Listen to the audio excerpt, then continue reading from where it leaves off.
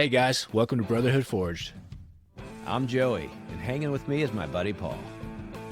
We're just two normal guys following Jesus and trying to lead our families well. We started this to build a place for real talk, real growth, and real brotherhood. If you're about faith, leadership, and showing up when it's tough, you're in the right spot. If you like what you hear, hit the share button or leave a review. It helps way more than you know. Let's get into it. Father God, we give you all the glory. Everything good comes from you. You're the one who renews, restores, and leads us when we feel stuck. Tonight, we ask you to help us see the lies that we've believed, the ones that say we're not enough, that we can't change, or that we're alone, and replace those lies with your truth. Renew our minds, Lord. Help us walk in faith and not in fear. Shape our thoughts so we can show up with love and courage and purpose, because we trust you, Lord. Do a new work in our hearts and our minds. In Jesus' name we pray. Amen.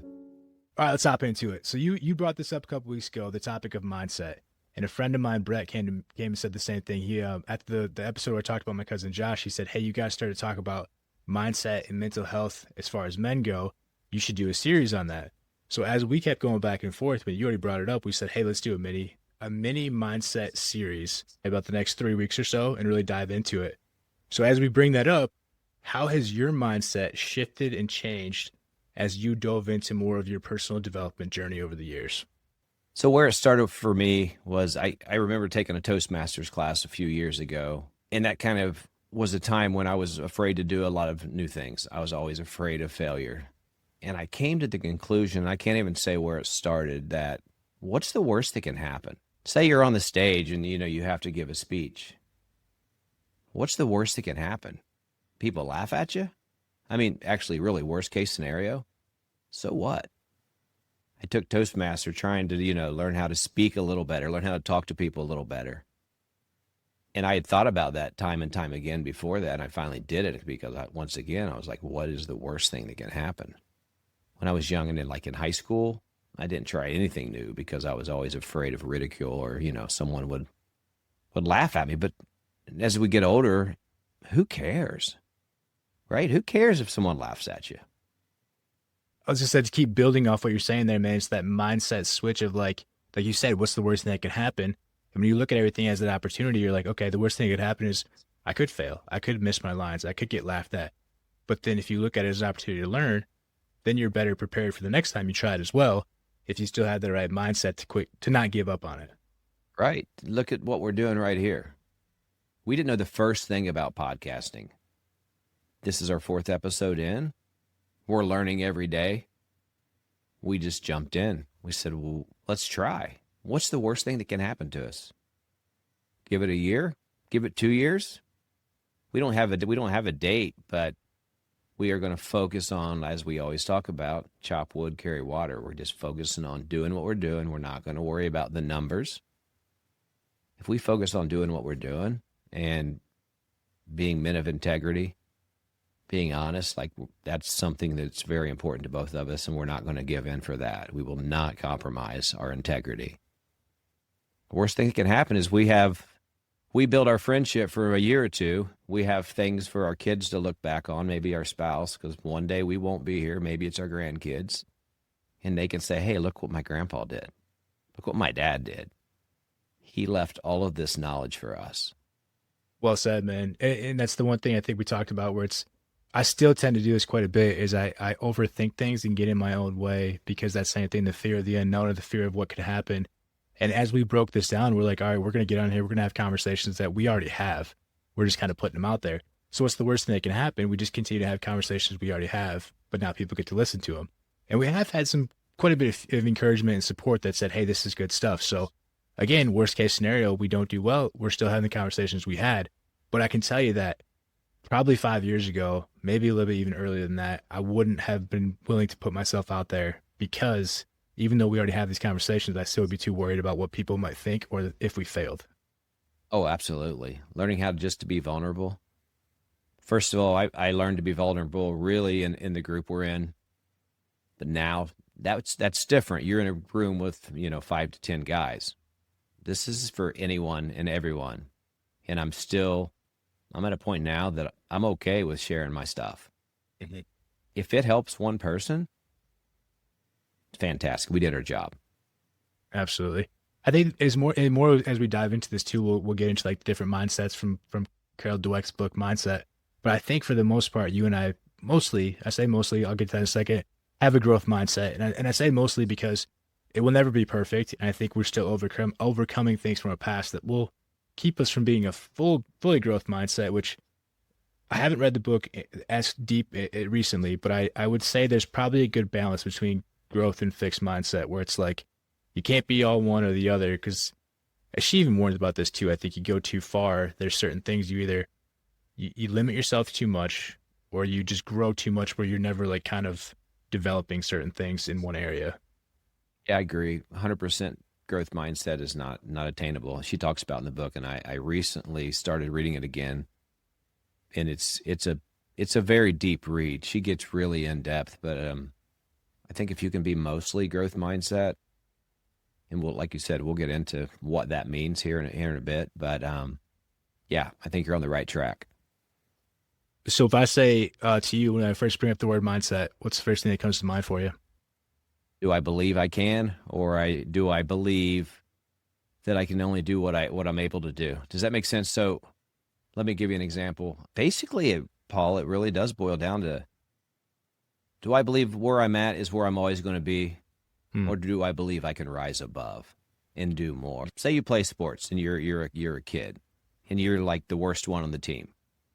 Your parents, your coach might tell you, "Hey, you're a pretty good player, but you're never going to be a great player." What if Michael Jordan believed that? Hmm. What if Kobe Bryant believed that? Michael Jordan got cut, and it's very common knowledge from his high school team. I don't remember what year it was, but greatest player that's ever played the game, in my opinion. So what if he believed that? The possibilities are endless for all of us. Mhm. I'm 55, right? You're 35. I'm looking like I'm closer to retirement than you are, much closer, right? But Mhm. I believe that I can still accomplish huge things. I firmly believe that. That's not always been my mindset. That's actually pretty new for me. But I believe that God's got something really big out there for me. And I don't believe it's about me, and I don't want it to be about me, but I believe there are lots of bridges I haven't crossed yet, lots of people that I haven't impacted yet. We'll see. Maybe I'm right, maybe I'm wrong, but I firmly believe it, and that's definitely a growth mindset. 100%, man. People close to me, and you know this. I was thinking about a decision over the weekend where it's like you said earlier. Do I think this is all? I'm paraphrasing a little bit. Do I think this is all that's meant for me, or do I think that I can do more? And I'm in a decision right now where do I put myself out there because of the fear of the unknown? I'm in a very manageable spot right now where I know what to expect. For the most part, days can change, right? But this new venture could be completely unknown. So it's like the same thing goes back to that mindset, man. It's like, do I think there's more for me? And can I get out of my own way of that mindset too? So it's something that I think even as we get better at those mindsets, it will still challenge us throughout different examples and different circumstances in life. It'll come back. And the default mindset you had, it may try creeping its way back in there as well. It sounds like you're fighting comfort. You like where you're at, you're comfortable, you can probably plan things real easily. Hmm. Bigger opportunities are unknown, right? Is that fair? Absolutely. Yeah, and what I've said to my colleagues many times is sometimes I feel like I'm in golden handcuffs because I have a really good job, Hmm. right? Very blessed. Been there 27 years almost in August. And I like my job, but I want to accomplish more. I want to do different things. I want to, and I go back to this all the time, I want to impact people in a positive way. And for me, it's all about my faith. Hmm. All about my faith. That's my focus. And you and I both have a similar drive where we want to impact men in a positive way through teaching them that they can do anything, right? Mental health, it's really unlimited. That's just a passion of mine. Yeah, dude, same. We're in the same boat with that one. That's why we're Absolutely. here. You brought up Kobe earlier, dude, and I had as we were talking about the notes for where this mindset where we're gonna go. There was a Kobe story that when we talk about mindset, we'll get to this part too, where I think a lot of it comes from your childhood. And as I got older, I mean, older into to parenting. My kids are, my oldest, she'll be 10 years old soon. But it's like I really started to understand the words that you speak to your kids become their inner voice. So the older they get, they carry those words. So if you're believing in them and building them up and pumping them up and like thinking, hey, you can do this, anything's possible. I'm not saying lie to your kids, but if you really believe in them, they'll believe in themselves because they're listening to what you're saying. It's going to feedback that loop in their head too. It's Kobe, the Kobe example. He was middle school, high school, I believe. Before he became Kobe, he said the exact paragraph is like he's like, I sucked. I went on the summer league team. I didn't have a single point, didn't get a single rebound. I did nothing right. He's like, and I learned how much more I had to do to get better. But he said, as we were leaving that day, my dad said to me, it doesn't matter if you score like 62 or 64 points or 0 points. I'll always love you. And that mindset that he spoke into him, Kobe said that was like the green light for, okay, let's go. He said, the H with that, I'm not going to score 0 points, but knowing my dad gave me that green light was like the ultimate support he needed to hear in that moment. And it led to who he was. I mean, obviously a lot more hard work, but like that was a shift for his mindset right there to hear his dad speak that into him. Yeah, I feel like if you look up mindset in the dictionary, if you don't see Kobe or Michael Jordan, something's wrong. Right. The Mamba mentality, man. It's really is incredible, and it's so sad that he left the world so early, but look at the impact that man made. Mm-hmm. And most people talk about, yeah, he was talented. They talk about his hard work. Michael Jordan the same way, and I'm not even a huge basketball fan, but I have such an admiration for both of those guys because of their hard work. Mm-hmm. Yeah. And that comes from the mindset, man. Right. I have a personal story where my dad, my mom's always been like my biggest fan. My dad, there was a time where things weren't really working out very well for me in a basketball situation where I won't get into too many details, but the coach was, it was pretty unfair the way it was going down. So my dad said, hey, you're done, man. You're coming home with us. And I quit. I quit the team. It's the only time I quit baseball as a young kid, but it's the only time I quit. And it was because my dad and I knew that the way that things were going, like, and not to be like the NIL day and era where it's like, you don't get your way, you just leave, right? This was blatant disrespect. And he had my back in that moment where it really kind of built the same belief in me and my mindset of like, dude, I can try anything because at worst, if it goes wrong, my parents are there to kind of pick me up if I need it when I don't know that I need it. It ended up being a great blessing for me. I played track after that because I had to make up sport, right?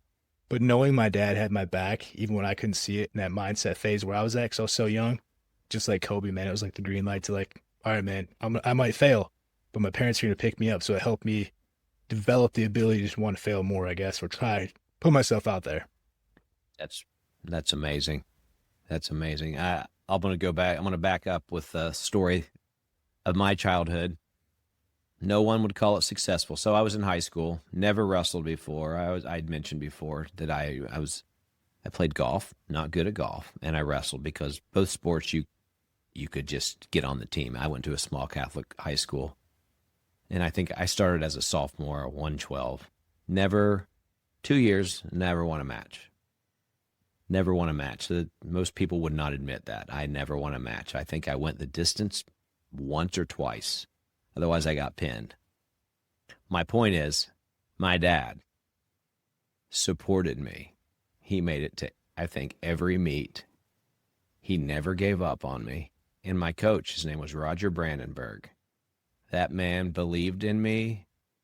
Still think about him. He's actually a Facebook friend, and I hope he's listening to this. But the impact he made on me, the belief he gave me in myself, because I worked my butt off. Like I went to every practice. I never missed practice. I worked hard. I'm just not a real sports talented guy, right? Even though I worked hard.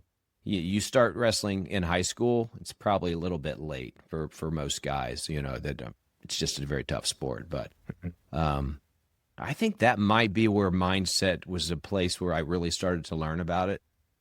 I learned to believe in myself. Even though I didn't win, I learned how to work hard. And my dad always believed in me.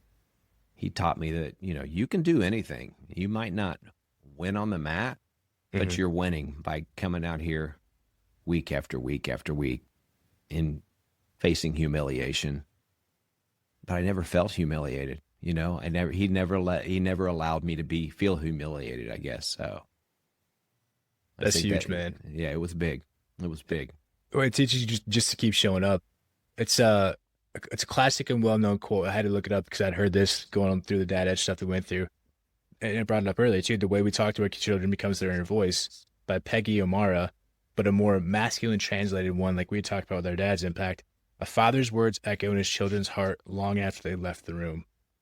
And the impact that our dads both had on us in that mindset to help shape, or that moment to shape our mindset is huge because I think as you go through this, the stories that you tell yourself become your reality. Your internal mindset becomes your external reality. And imagine how much differently that would have went if I had failed at that basketball moment, or you had failed at the wrestling moment, and our parents or our dad specifically weren't there to pick us up through that to help us shift and like learn from it and figure out where to go from that, opposed to just being like, well, you lost, or the coach threw a clipboard at you, right? Whatever it may have been, it's like that has such a big impact in the positive direction, but it can also have a negative impact if we're not aware of it going into it as parents or as positive male role models. Like I think that's a huge example you can set for people based off how you respond with your mindset. They'll see that and pick that up as well. Yeah. I think that we're talking about Carol Dweck, and she talks about don't praise a kid because they're talented. Praise them because they worked hard. Yeah, I think that's huge. absolutely, dude. Because, and I never thought of it until I read that book. I never really thought of it. Praise them for how hard they worked. They won or they lost, so be it. But you saw that effort in them. And if they're really talented, so what if they accomplish something easy? Like, don't tear them down, right? But Right. I think that was cool. Yeah, there was a study about that, and I can't remember where I heard it. They said there was a group of kids that they received high praise for being smart or knowing the answers in the test. There's a group that didn't receive any praise, and I can't remember exactly the third group. The third group was they just got like, I don't know, is it nothing or something. I can't remember exactly how it went. But it ended up being the group that did not receive the praise for being quote unquote smart over time did better because what they found is when you tell a kid like, hey, you're so smart, this comes easy to you, then it almost shuts their mindset off to the point where they're like, well, it's easy to me, I don't have to try at it. So instead of Right. like wanting to work harder at it, they just like turn that whole part of them off. It's very interesting. Again, the words that we speak and how they can shape that mindset and shape the reality without Yeah, even really probably intending to. absolutely. All right, so like we talked about, we're gonna do a mini series on mindset. Today was just kind of the introduction one, and as we wrap this up, some common things that we want to leave you guys with, or some foundational pieces of this is mindset is foundational. For us, we believe this is the thing that influences every breakthrough, setback, and all your relationships that you're gonna have throughout life. Yeah, I totally agree. It's key to everything we do. I mean, Mhm. you either have a crappy mindset or you don't, right? I mean, it is kind of that simple. Yeah. It's the lens, like the way I look at it, it's the lens through which, we view ourselves, through our challenges, through others, and our futures. And that's why something like self-talk can be so crucial too, because if you view yourself through that lens, the magic of thinking big, he talks about this. If you tell yourself crappy things or negative things all day long, you're gonna give it back to yourself. Because you can imagine if you put sand in your gasoline tank of your car, like you're just giving it not optimal stuff to have a result that you want it to have. So if you feed positive stuff, you'll get positive stuff back from your own mindset. So to build off that, your mindset affects your decisions. You're either by design or default, you may or may not realize it, but there's something that shaped your mindset that will help guide you through the decisions that you make throughout life. I don't even think I have anything to add to that. You said that so well, but I totally agree. Mm. And the difference between a fixed and a growth mindset, it determines whether you stay stuck or you move forward. If we would have had a fixed mindset, we would have never started this, Yeah, we wouldn't be here. but we're growing. So, I mean, this is one of the times we definitely are invoking the growth mindset. Yep. And we'll keep learning, keep getting better as we go. Yeah. And back to those stories that we tell ourselves daily, it shapes your confidence. It shapes the resilience that you may need when you're facing difficult things. It shapes how you see through challenges, and if you will or not. Yeah, I agree. In your internal word, it creates your external reality, right, Paul? Mhm. Your mindset, it leads your outcome. Yep. Don't want to hand this one too much home, but definitely pay attention to your self talk. Are you building yourself up, or are you tearing yourself down?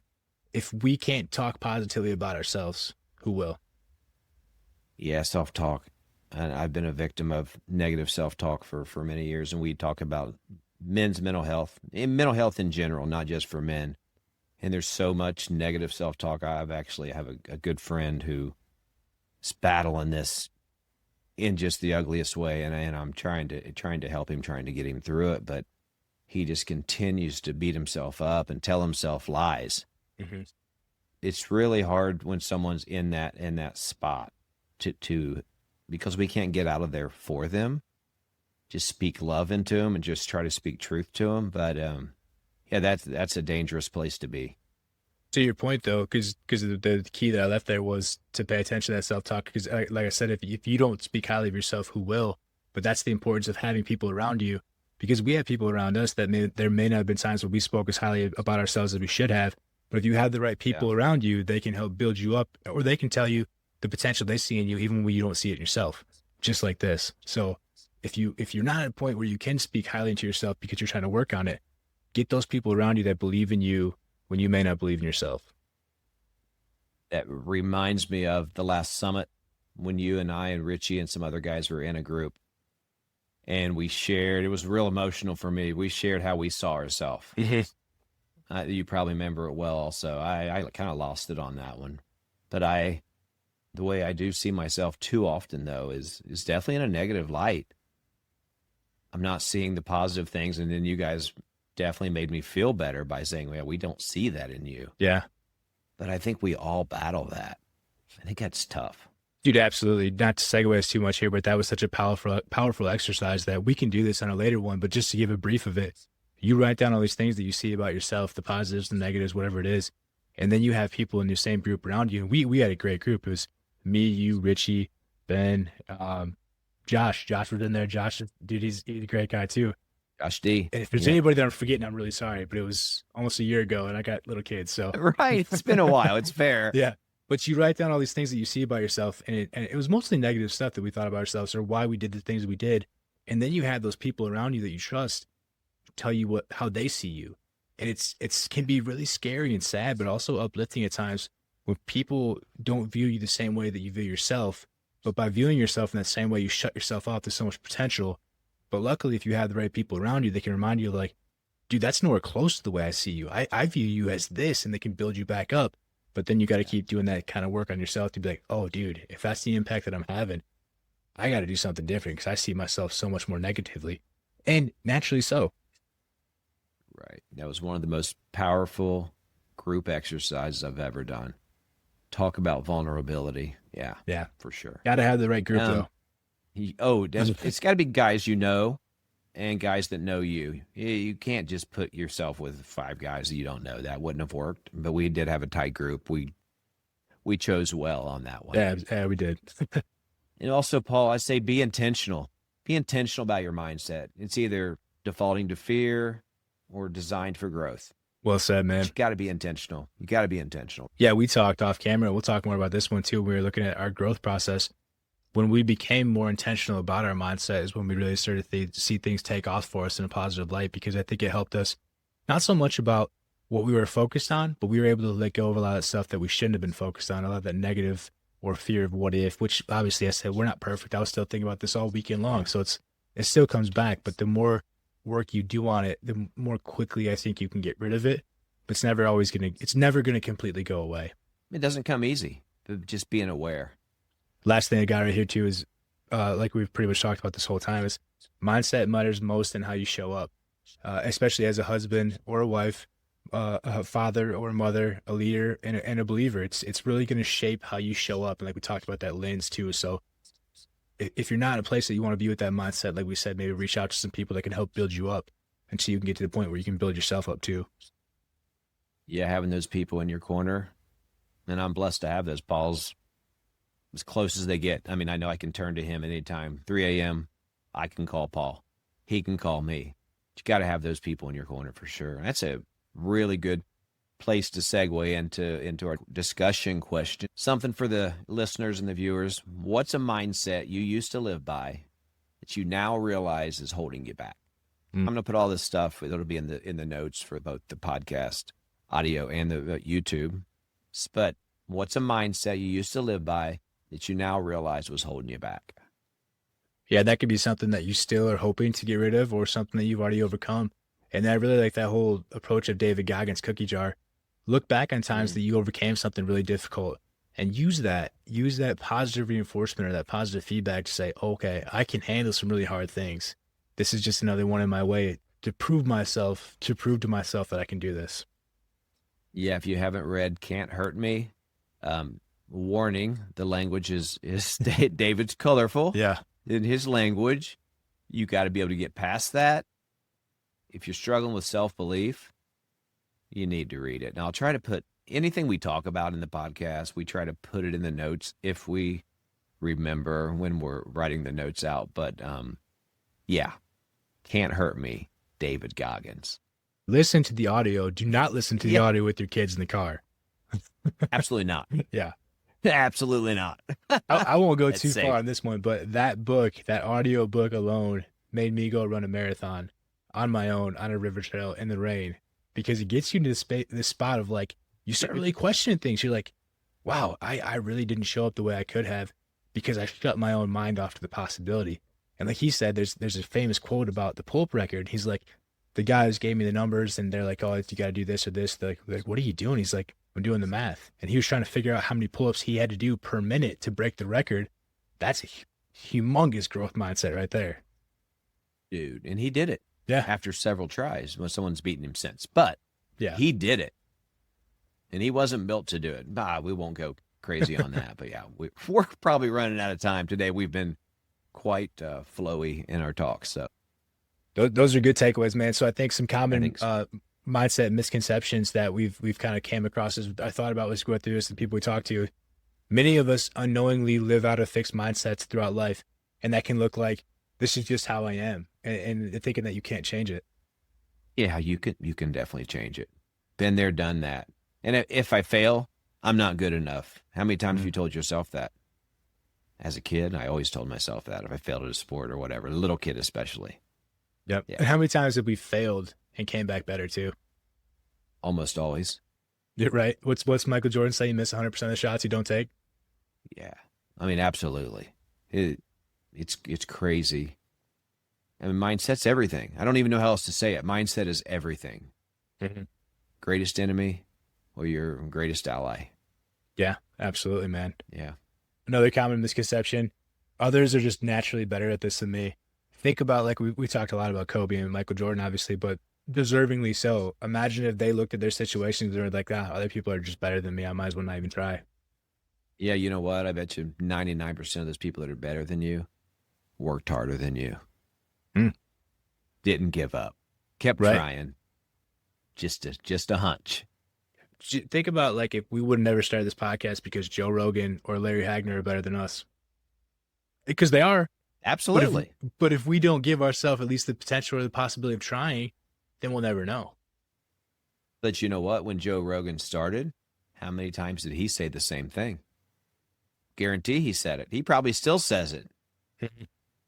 But you got to try. Got to put one step forward. You got to jump. Steve Harvey, you got to jump. Yep. Got to jump. If it doesn't come easy, it's not meant to be. That's kind of my last misconception.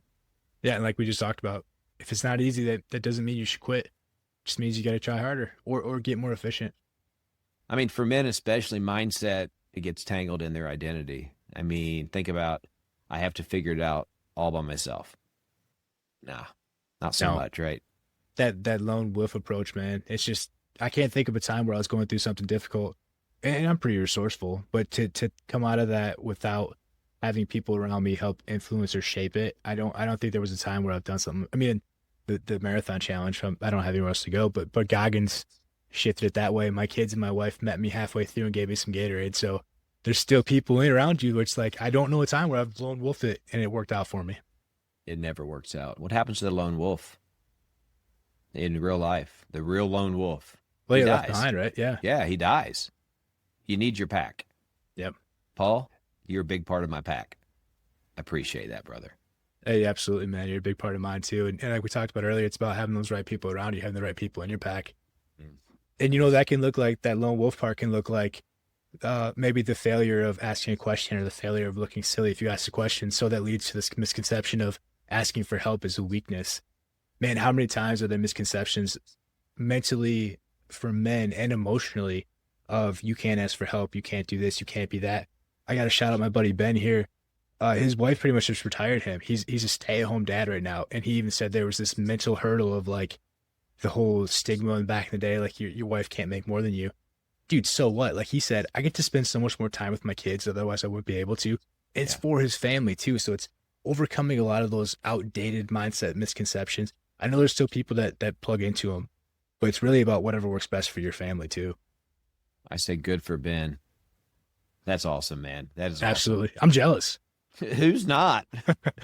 I mean, we're a little bit too close to retirement for that now, but yeah, I would have done that. Absolutely, Bobby. Just saying, if you want, I would have been okay with that. Yep. How about your worth is tied to how you perform? Just think if I had that mindset when I was that horrible wrestler. My dad, my coach helped me overcome that. That's huge, man. And think about how many times throughout our careers where you don't get paid what your worth is, right? Because there's pay scales, there's different things. So it's all about, that's not your identity. It's not who you are. It's not what you bring to the table. It's a paycheck. There's a lot of reasons you need it, but it's not who you are. I could probably go on for 10 minutes on identity. Oh yeah, that's why there's a 3-part series. Exactly. So we're not going to go there. Just to kind of sum it up, Paul, the truth, I mean, growth takes time, right? Leadership takes humility, and your mindset can change. Starting today, guys, gals, ladies, gentlemen, it really can start today. It is a conscious effort, period. Yep. And one that, even if it starts to change today, don't think it's all about that comfort zone, right? Like you can make some pretty big changes. Don't get comfortable. Right. Know that there's going to be challenges that come up. Like I talked about earlier, where I can feel like I'm in a pretty good space with my mindset until a curveball comes. And it's like, how are you going to handle that? And this is one that I may talk about more in our next couple of episodes. When we lost a baby last year, I thought my mindset was pretty rock solid. That floored me. And it's one of those things where it's like, don't ever get comfortable in your mindset, because what helped get you there can often help get you back there, but you can't forget about it. Yeah. We've been there too, many years ago. Yeah, that's tough. One of the toughest things I ever dealt with, man, and continue to. I'm not even going to say it gets easier because everyone's different, right? You can't minimize it because we all handle things differently, but that's a tough one for sure. Yeah, I could throw a little more on top of that, because I did have a buddy that reached out to me about the mindset piece, and he provided some pretty good religious insight for me. But I was in such a dark place that even at that point, I wasn't willing to hear it because my mindset was in a bad spot. But looking back at it now, we were at a point before we got pregnant, because we had kind of given up on trying because it had taken so long to have our third baby, where we were just like, okay, it kind of is what it is. And Amber was about to have a surgery that would have made it so she couldn't have carried another baby after that. I mean, you remember, you were with me through this whole process. Yeah. So when we got pregnant, we're like, wow, this is definitely like, this is the best thing ever. We weren't even trying. So this prevented her from having a surgery. Then we lost that baby. Now we're pregnant again. We're 32 weeks pregnant. Had that not have happened for us, we never would have had the chance to have the baby that we're having now. So it's like, it's really, really hard. I'm not even going to try to say it's not. I'm not going to minimize it at all, because it still messes with me. Yeah. But oftentimes there is something going on that we may or may not be able to see in that moment. So it's a matter of continuing to stay faithful and continue to have the most positive mindset you can have, even in those dark times. Because when you look back at it, you can often kind of find a lesson or something in it that you can take away from it. Yeah, absolutely, Paul. As we wrap up, I'm going to do the verse of the day, as we call it. Romans 12:2. This is the NIV version. Do not conform to the patterns of this world, but be transformed by the renewing of your mind. Then you will be able to test and approve what God's will is, his good, pleasing, and perfect will. It's a reminder too, like I said, you can't get comfortable with that mindset. Renew your mind daily. Make sure you're doing the right things, reading the word, or staying connected to close friends, reading the right stuff. Yeah. A lot of it comes into what you're putting into your mind too, other than just self-talk, or your external stuff, what you listen to, what you read, what you watch. Everything contributes to our mindset. Like you said, what you watch on TV, the books you read, the music you listen to, food you put in your body. I mean, all of that stuff, people don't really take that into consideration, but your environment, I could go on and on, but everything that's around you contributes to your mindset. Absolutely. And true change starts in the mind. And like the verse reminds us, renewal is a daily choice. Yeah. Wrap it up with a renewed mind brings clarity. Dude, this was an amazing discussion tonight. It really was. Tonight when we're recording, I hope people find some value in this, and I'd love to get some comments. What do you guys think about what we're doing? Are we feeding you a little bit? Are we making an impact? Just any kind of feedback would be great, because Paul and I want to do better, right? We want to grow, and we're here for the listeners and the viewers. Yeah, the feedback we've gotten so far has been super encouraging too. And there's a lot of people that said we're on the right track, but if there are topics that you guys want to hear us dive into, I mean, we don't have the answers for everything, right? But we're more than willing to dive into stuff, find resources like the books, or talk about personal experiences that we've seen while we jumped into a different journey of coaching people through the Dad Edge as well. So we're definitely open to whatever topics you guys suggest to us as well. Obviously, PG rated, or maybe PG-13 at times. Yeah, we're gonna keep it clean. Thanks for listening today. We don't take that for granted. Your support matters. You're part of something much bigger, and we're thankful you're on this journey with us. Stay strong, stay intentional, and know you're not walking this alone. If this challenged you, please share the impact. Growth is better together. We'll see you next time on Brotherhood Forged.